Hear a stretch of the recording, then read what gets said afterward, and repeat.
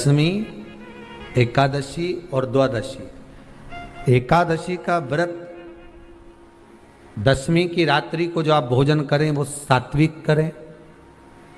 एकादशी के दिन भोजन ना करें, अन्न का भाग ग्रहण ना करें। अन्न का भाग ग्रहण ना करें।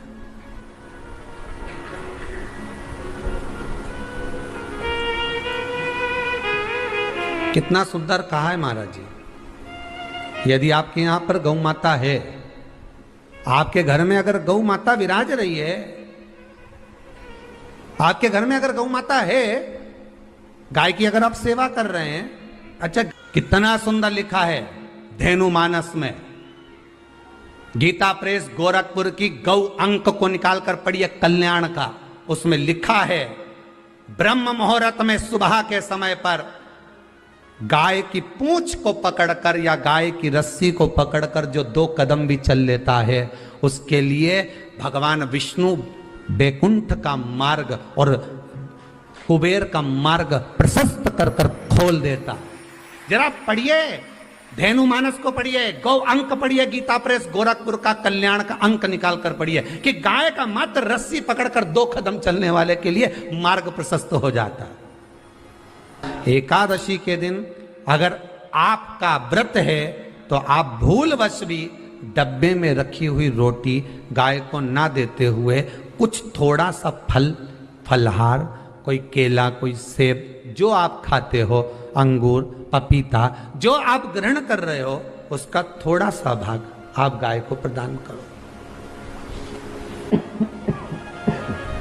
आप गाय को दीजिए।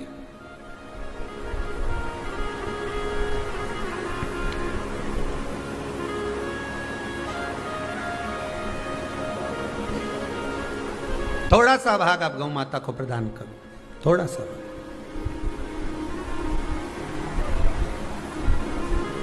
सारे व्रतों में केवल एक व्रत ऐसा होता है एकादशी का, जिसका उद्यापन पहली एकादशी पर भी कर सकते हो।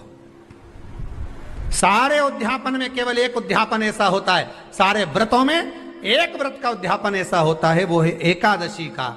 ये जरूरी नहीं कि 26 पूरी होगी तभी तुम करोगे, या तो पहली में ही कर लो या फिर 26 पूरी हो तब कर। पर उद्यापन, अगर तुमको ऐसा लगे कि हाँ मैं अभी तो जीऊंगी हो, अभी तुम्हारा बाल भी धोला नहीं हुआ, तुमको ऐसा लगे तो अभी तो मैं तो बढ़िया, तो फिर भले मत करो। पर एकादशी का नियम कह रहा है, एकादशी का यहाँ 18 नियम में से एक नियम कह रहा है कि एकादशी का उद्यापन पहली एकादशी पर भी हो सकता है, पहली पर भी कर सकते, फिर तुम्हारा मन पड़े तब। क्यों? तो पहली पर करने से क्या फल मिलेगा? तो एकादशी की नियमावली कहती है, अगर मान लो आपने पहली एकादशी पर भी उद्यापन कर लिया, इसके बाद में जितनी एकादशी करोगे वो सारी तुम्हारे खाते में जुड़ती जाएगी। मतलब बैंक में खाता खोल लो, ठीक है? खाता खोल लिया, अब जितना कमाता जाओगा उसमें डालते जाओ, जितनी कमाई करके लाओगे उसमें जमा करते जाओ। एकादशी एक बार उद्यापन पहले में भी हो गया तो बाकी का पुण्य तुम्हारे खाते में आ जाएगा, उसका पुण्य। एकादशी का उद्यापन बड़े महीने में माघ शुक्ल एकादशी के दिन, माघ का महीना हो, शुक्ल पक्ष की, जम के बोलिए एकादशी हो, प्रयास करना कि आप उद्यापन करें। भले 5, 10, 11, 12 जितनी एकादशी हो जाए, 26 हो जाए तो ज़्यादा अच्छी है, नहीं तो आप करें तो माघ महीने की शुक्ल पक्ष की एकादशी के दिन आप उद्यापन करें। प्रयासरत करें, प्रयासरत। बड़े महीने के अंतर्गत जो उद्यापन, हाँ चतुर्मास के अंतर्गत उद्यापन नहीं होता एकादशी का, बहुत ध्यान दीजिएगा हमारा। ये जो सावन भादो कुंवर कार्तिक जो 4 महीना होते हैं भगवान के शयन करने के, इसके अंतर्गत एकादशी का उद्यापन नहीं होता, और इसके अंतर्गत उद्यापन करना भी नहीं चाहिए एकादशी हमारा। एकादशी का उद्यापन माघ महीने की शुक्ल पक्ष की एकादशी के दिन आप बहुत प्रेम से आनंद के साथ करिए महाराज। परंतु एकादशी के उद्यापन में सबसे ज्यादा अगर कुछ जरूरी होता है तो 24 तरह का नैवेद्य जरूरी होता है। कितने तरह का? 24 तरह का नैवेद्य।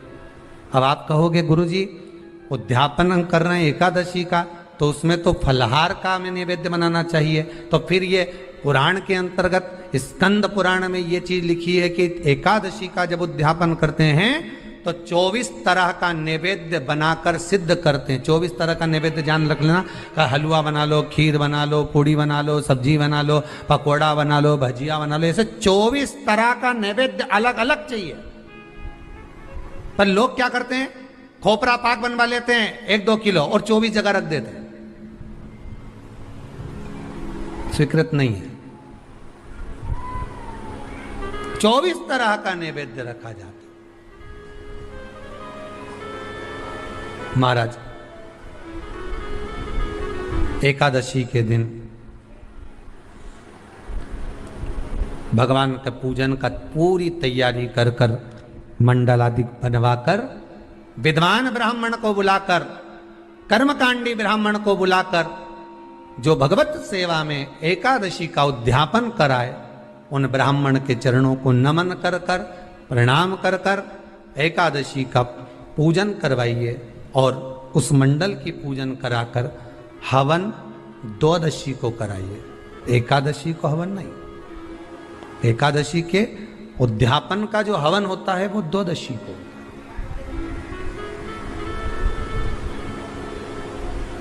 एकादशी का उद्यापन द्वादशी को बड़े प्रेम से आप खूब आनंद से हवन पूजन कराओ। पूजन कराने के बाद, हवन कराने के बाद 26 जोड़े ब्राह्मण ब्राह्मणी के बुलाकर भोजन कराकर उनको भाव से जो आप समर्पित कर सकते हो, जितनी आपकी सामर्थ्यता हो, उस सामर्थ्यता के अनुसार आप दान धर्म पुण्य करो, आप उन्हें प्रदान करो। और बन सके तो एकादशी की रात्रि को भी जागरण करें और द्वादशी के दिन जिस दिन हवन करें उसकी भी रात्रि को कुछ जागरण करें। जागरण का मतलब पहले भी कथा में कहा, प्रदोष की कथा में वर्णन किया था। हम ये नहीं कहते कि तुम पूरी रात जगो। हमारा तो निवेदन है 15 मिनट का करो, आधे घंटे का करो, 20 मिनट का करो, पर रात्रि के समय थोड़ी देर अगर एकादशी का उद्यापन कर रहे हो तो जागरण थोड़ी सी देर अवश्य करें। नहीं कर सकते अकेले बैठकर राम नाम जप लें, भजन कर ले, पर करो। कि नारी के मुख से अगर एक बार निकल जाए कि मेरी जिंदगी तुमसे विवाह कर कर बेकार हो गई, उस समय नारी का साथित्व समाप्त हो जाता है। इसलिए माताओं आपसे निवेदन है, जिंदगी में सारी लड़ाई लड़ना, सब कुछ बोलना, पर अपने पति से यह मत कहना कि तुमसे विवाह कर कर मेरी जिंदगी बेकार हो गई। क्योंकि विवाह तुमने किया है पर भाग्य उसने लिखा है। भाग्य लिखने वाला वो है। और आपसे फिर निवेदन करूंगा, राम मंदिर जाओ, कृष्ण मंदिर जाओ, शिव मंदिर जाओ, भवानी के मंदिर जाओ, तुम्हारे 33 कोटि देवताओं के मंदिर चले जाओ, गणेश जी के मंदिर जाओ, तुम्हारी मर्जी पड़े उस देवता के मंदिर जाना, कोई तुम्हारा भाग्य नहीं बदल सकता। जो तुम्हारी किस्मत में लिखा है वो तुमको भोगना पड़ेगा। तो बदलेगा कौन? तो उसका भी प्रमाण हमारे यहाँ शिव महापुराण कहती है। एक पारो नाम की विधवा स्त्री थी।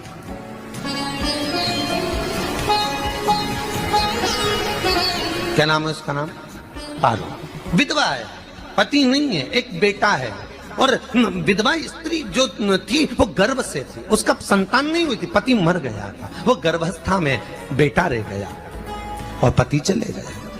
पारो बड़ी दुखी थी, भगवान का भजन करती बहुत, घर में कुछ भी नहीं था। जो व्यापारी जो धन था उसके पति का वो सब लोग खा गए। जब जैसे व्यक्ति जब तक जीवित है तब तक संसार उसका है, जैसे ही वो गया उसका सारा धन भी उसके साथ चला गया। व्यापार धन रो। पारो आंखों से अश्रु बहता है, नैनों से जल बहता है, नैनों से बिंदु बहता है। और पारो की आंखों से जब आंसू बह रहा है, अश्रु निकल रहा है, जल बह रहा है। बेटे को जन्म दिया, उसने सोचा अपनी जिंदगी तो बेकार हो गई, पर बेटा जन्म लिया तो इसका नाम अच्छा रख दूं तो हो सकता है भाग्य आगे अच्छा हो। तो उसने उसका नाम भाग्य सिंह रख दिया। क्या नाम रखा? भाग्य सिंह। भाग्य अच्छा रहेगा इसका, तो हो सकता है कुछ अच्छा कर ले। पर बेटे की भी किस्मत इतनी प्रबल नहीं थी। माँ जगह जगह बर्तन मांझ कर काम कर कर बच्चे का पालन कर ली। बच्चा थोड़ा बड़ा हुआ। माँ मेरे सारे मित्र सेठ हैं, अब मेरा ही किस्मत, मेरा ही भाग्य ऐसा क्यों है? मेरी ही किस्मत ऐसी क्यों है ऐसा?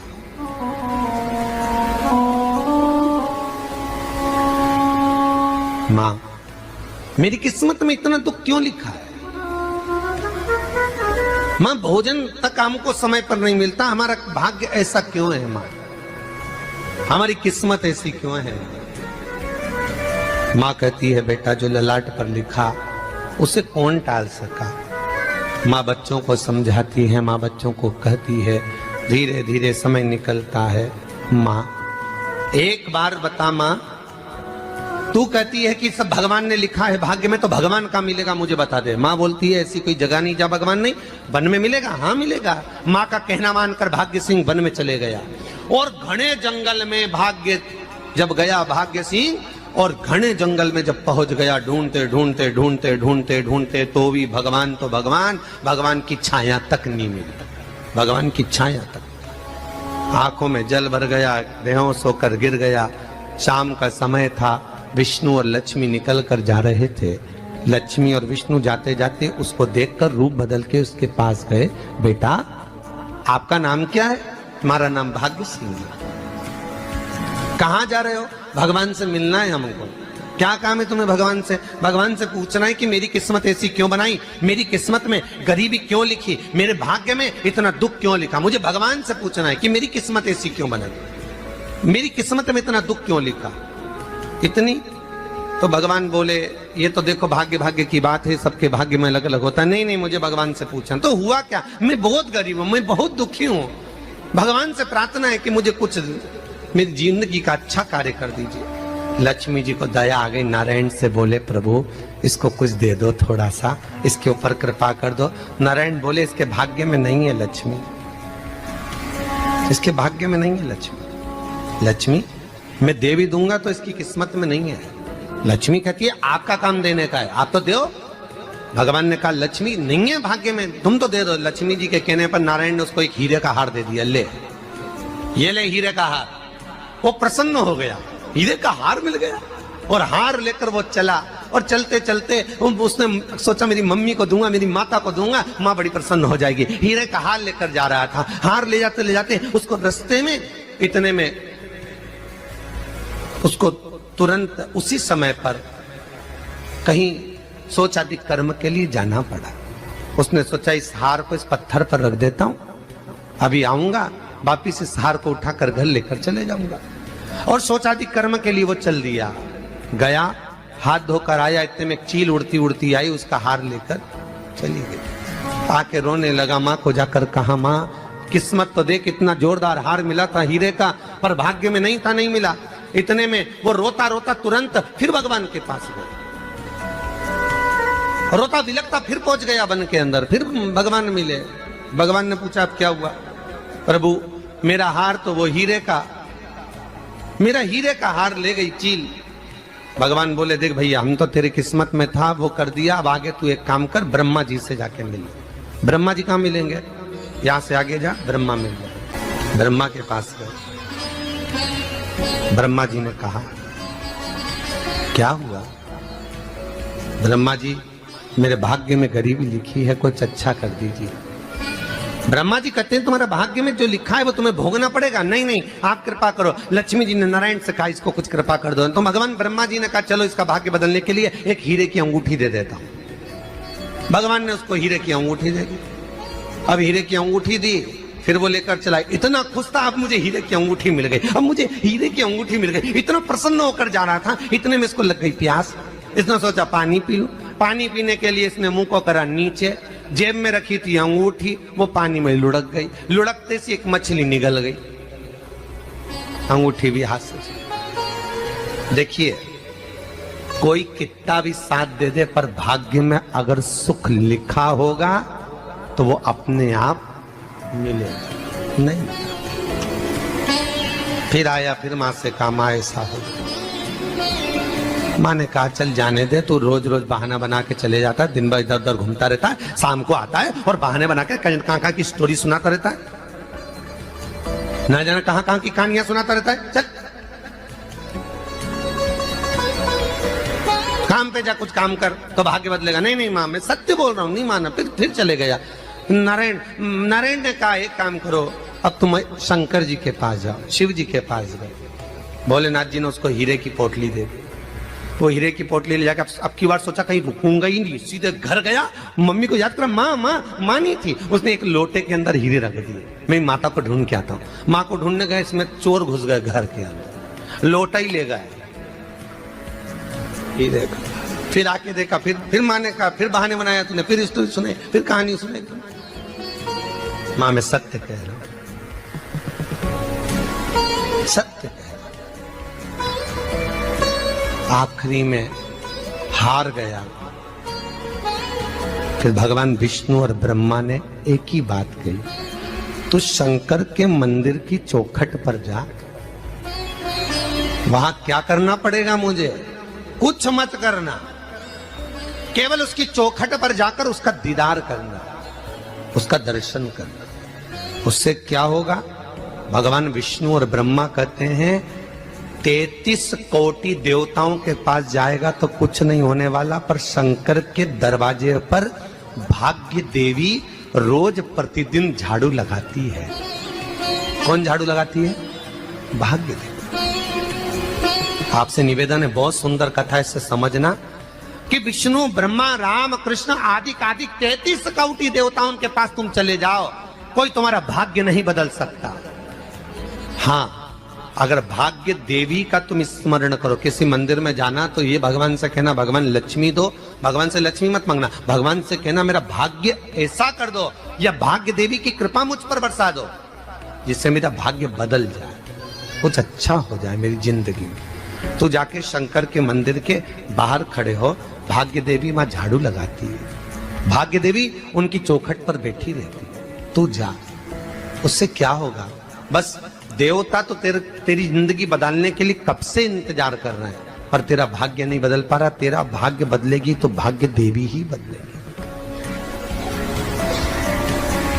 गया शिव मंदिर के दरवाजे पर जाकर खड़ा हो जाता, भीड़ होती तो दरवाजे से दर्शन कर लेता, बाबा से नयन मिलाता, रोज प्रतिदिन जाता। एक दिन शंकर जी ने भाग्य देवी से कहा, देवी इसका भाग्य बदल दो। देवी कहती है, भोलेनाथ इसकी किस्मत में ब्रह्मा जी ने यही लिखा है दुख, इसकी किस्मत में ठोकरें खाना ही लिखा है। भाग्य देवी तुम मेरे दरवाजे की झाड़ू लगाती हो, आज इसके भाग्य की झाड़ू लगाई। भाग्य देवी ने कहा, भोलेनाथ आप कह रहे हो? हाँ मैं कह रहा हूं, क्योंकि मेरे दरवाजे पर इतने दिन से रोज आ रहा है और मेरे दरवाजे से खाली चले जाए अच्छा नहीं लगता। भाग्य देवी ने भाग्य बदला। एक सोने का सिक्का झाड़ू लगाते लगाते दरवाजे पर पटक दिया। उस सोने के सिक्के को लेकर वो चला और सोने के सिक्के को ले जाकर उसने माता को दिया। अब भाग्य कैसे बदलता है वो देखिए। सोने का सिक्का लेकर गया और तुरंत वो सोने का सिक्का घर में पहुंचा। रात से ठाठ हो गया, बेचकर भोजन की व्यवस्था करी। एक दिन माँ ने सोचा कुछ ऐसा करूं कि मैं मछली का व्यापार करूं, और मछली खरीदने के लिए गई। और मछली खरीदने के लिए गई, जो मछली मिली दे तो दी व्यापारी ने, परंतु घर लाते लाते वो मर गई। मरा तो काटा तो इसमें से हीरे की अंगूठी मिल गई। अंगूठी तो मिली, इतने में मां ने कहा, देखो भगवान ने बड़ी कृपा करी, हीरे की अंगूठी मिली। बेटे ने कहा, ये मेरी ही अंगूठी है। मछली निगल गई थी। मां ने कहा, बेटा जाओ, थोड़ा आज ब्राह्मण भोजन करने आएंगे, थोड़ी लकड़ी काट कर लिया। बेटा लकड़ी काटने गया, एक पेड़ पर, सूखे पेड़ पर चढ़ा लकड़ी काटने के लिए। काटते काटते उसको पेड़ की डाली पे एक हार टंगा हुआ दिख गया। वो हार वही था जो हीरे का चील लेकर गई थी। वो हार प्राप्त हो। आते आते रास्ते में प्यास लगी, सोचा कहीं एक आध बर्तन मिल जाए पड़ा हुआ, तो लोटा पड़ा हुआ मिल गया जिसमें हीरे पड़े हुए थे। जब भाग्य चलता है तो सारी रास्ते अपने आप खुलते खुलते खुलते खुलते चले जाते हैं। जब भाग्य नहीं चलता तो चाहे कोई हीरा दे दे, चाहे कोई सोना चांदी दे दे, चाहे कोई फैक्ट्री खुलवा के दे दे, तो भी कुछ दिन में ठप्प हो जाए। भाग्य चलेगा तो धन आएगा, भाग्य नहीं होगा नहीं। तो फिर कुछ मत करो, क्या करना है बोलो तो। जब भाग्य अगर दिक्कत दे तो कहीं जाने की जरूरत नहीं है, एक ही काम करना है, शंकर के दरवाजे पर जाकर उसका दीदार करना। जब लगे आपको कि दरिद्रता बहुत ज्यादा है, किराया तक नहीं है, मैं